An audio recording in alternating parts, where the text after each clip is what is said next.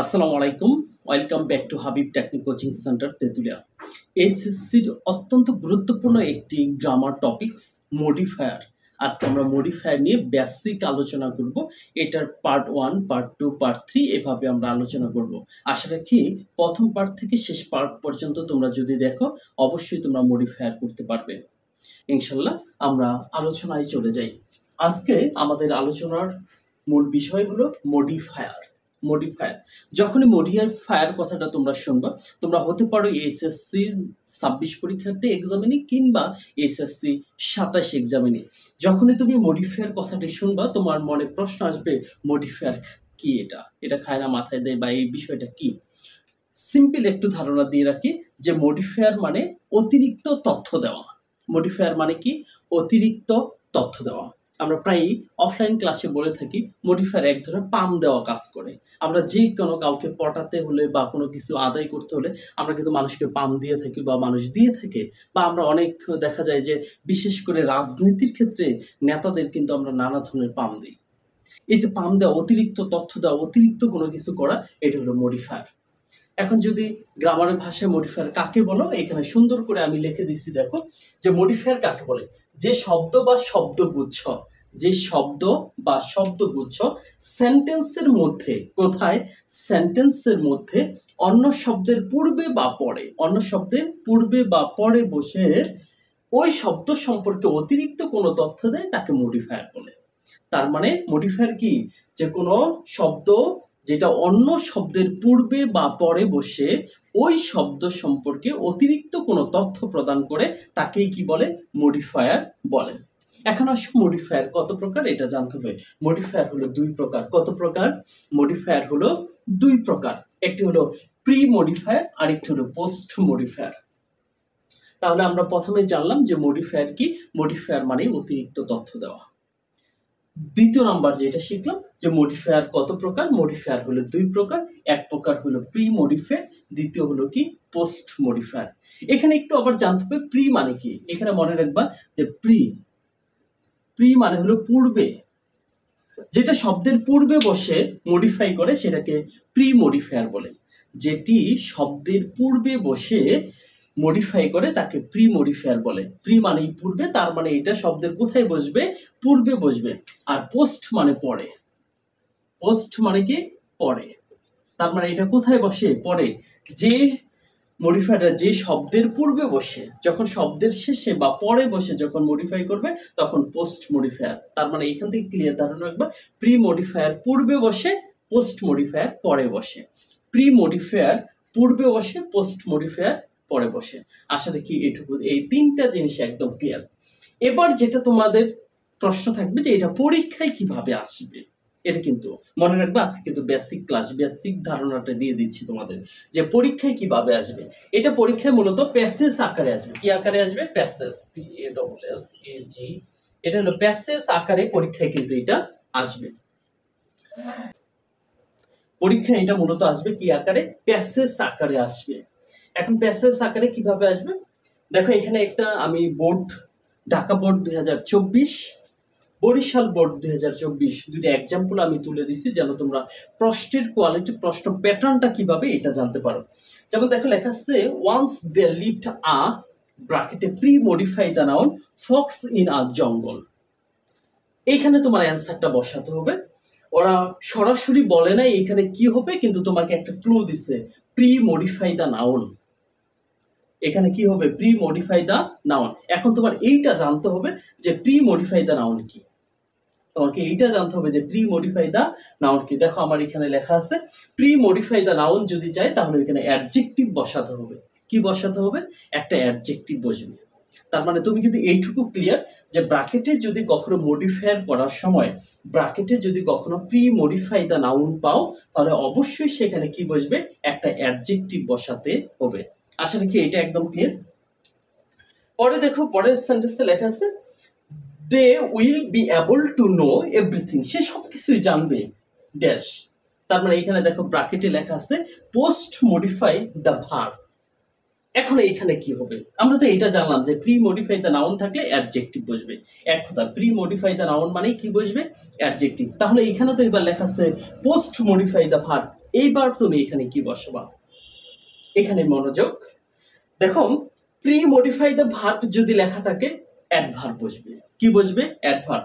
যদি pre modify the verb লেখা থাকে তাহলে কি বসবে? অ্যাডভার্ব বসবে। যদি মডিফাই দ্য অ্যাডজেক্টিভ লেখা থাকে তবুও সেখানে অ্যাডভার্ব বসবে। ভালোভাবে বুঝবে, মডিফাই দ্য অ্যাডভার্ব যদি লেখা থাকে তবুও কিন্তু এখানে অ্যাডভার্ব বসবে। আসলে তোমরা যারা এই যে ক্লাস দেখতেছো, দেখলে তুমি মন দিয়ে যদি করো তুমি বুঝবে, আর যদি জাস্ট খালি এমনি দেখো তাহলে কিন্তু তুমি বুঝতে পারবে না। তার মানে এখান থেকে আমরা গুরুত্বপূর্ণ জিনিস শিখলাম যে পরীক্ষায় কিভাবে আসবে। যদি ব্র্যাকেটে প্রি মডিফাই দ্য নাউন থাকে তাহলে আমরা অ্যাডজেক্টিভ বসাবো। যদি ব্র্যাকেটে মডিফাই দ্য ভার্ব থাকে তাহলে আমরা অ্যাডভার্ব বসাবো। যদি ব্র্যাকেটে মডিফাই দ্য অ্যাডজেক্টিভ থাকে তাহলেও আমরা অ্যাডভার্ব বসাবো। যদি ব্র্যাকেটে মডিফাই দ্য অ্যাডভার্ব থাকে তবু আমরা কি বসাবো? অ্যাডভার্ব বসাবো। এখন আমরা উত্তর করি। ওয়ান্স দে লিভড একদা বাস করত pre modify the noun fox in a জঙ্গল। জঙ্গলে একদা মানে শিয়াল কি করত? বাস করত। এখন প্রি মডিফাই দ্য নাউন তার মানে এখানে কি হবে? অ্যাডজেক্টিভ হবে। মনে রাখবা এই মডিফাইয়ের উত্তর নানা ধরনের হতে পারে, কারণ অ্যাডজেক্টিভ নানা ধরনের থাকতে পারে।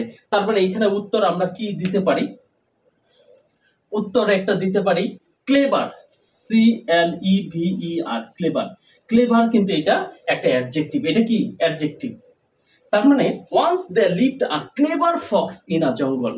একতা জঙ্গলে একটা চালাক শিয়াল কি করত? বাস করত। আবার দেখো এখানে ক্লেভার না দিয়ে তুমি আরেকটা সিনোনিম ব্যবহার করতে পারো কাউনিং, COUNNING, কাউনিং। কাউনিং মানেও কিন্তু দ্রুত বা চালাক, দ্রুত বা চালাক। তার মানে উত্তর কি হলো?